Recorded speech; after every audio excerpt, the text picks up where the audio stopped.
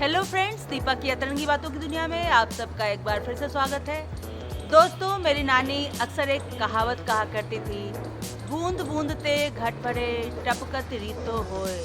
अर्थात बूंद बूंद कर घड़ा भर भी जाता है और टपकते टपकते खाली भी हो जाता है। दोस्तों, यह घड़ा हमारे जीवन के किसी भी पहलू से जुड़ा हो सकता है। मामला चाहे धन दौलत का हो, रिश्तों और भावनाओं का हो, करियर का हो या फिर स्वास्थ्य का। आज इसी संदर्भ में मैं आपको एक कहानी सुनाऊंगी। एक छोटे से गांव में रवि और पवन नाम के दो दोस्त रहा करते थे। दोनों ने अपने अपने घरों के बगीचे में इमली का पौधा बोया।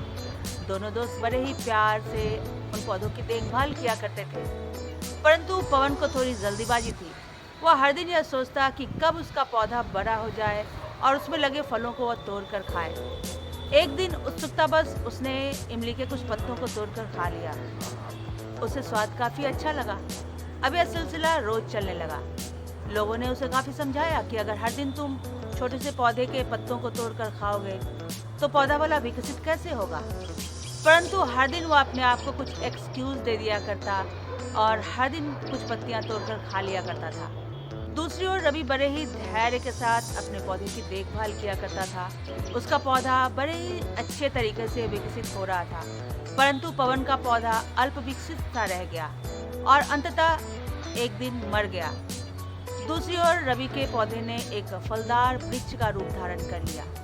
दोस्तों, इस कहानी को मेरी नानी ने धन दौलत के संचय के संदर्भ में सुनाया था, परंतु इस कहानी को हम जीवन के किसी भी पहलू से जोड़कर समझ सकते हैं। दोस्तों, इस कहानी को अगर रिश्तों और भावनाओं के संदर्भ में देखा जाए तो हमें से बहुत सारे लोग पवन के जैसे भी होते हैं, जो क्षण भर की खुशी पाने के लिए इधर उधर भटकते रहते हैं और अपने सच्चे रिश्तों को खोखला करते रहते हैं और एक दिन जीवन के किसी मोड़ पर जाकर बिल्कुल अकेले रह जाते हैं। दूसरी ओर कई लोग रवि के जैसे भी होते हैं, जो अपने रिश्तों को बड़े ही प्यार और सम्मान के साथ सींचते हैं और जब उनके रिश्ते फलदार वृक्ष का रूप धारण कर लेते हैं तो उनके लिए भी खुशियों का कारण बनते हैं और दूसरों के लिए भी खुशियों का कारण बनते हैं।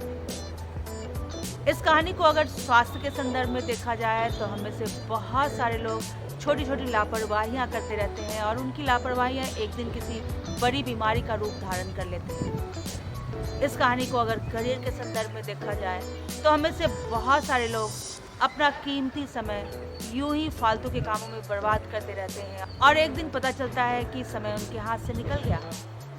तो दोस्तों, चुनना हमें है कि हमें रवि के जैसे बनना है या फिर पवन के जैसे।